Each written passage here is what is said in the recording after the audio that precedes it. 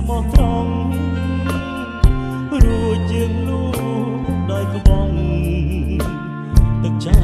កគ្នាញ៉ាំម្ដងម្នាក់ប៉ុន្តែពេលនេះវាទួញអាឡ័យវាអស់និស័យព្រោះតែបងនល់ចាស់ចាំ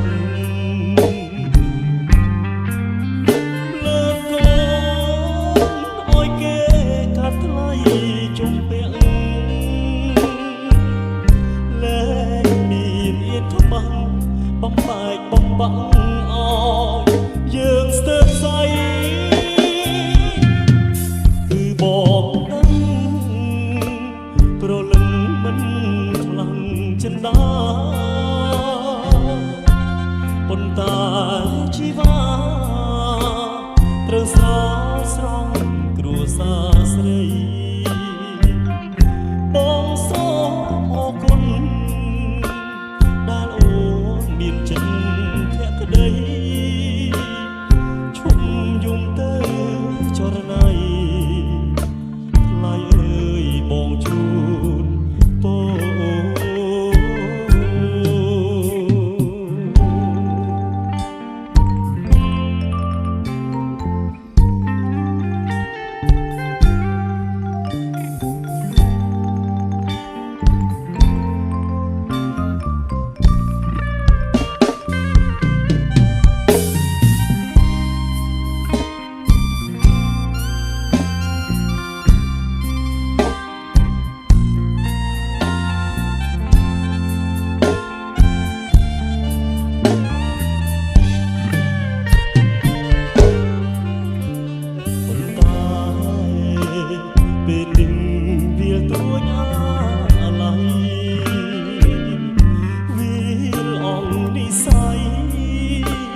រតាបំណុលចាស់ចាំលើកកូនឲ្យគេកាត់ថ្លៃជំពាក់លែងមានខ្មាំងបំបែកបំបាក់អោយ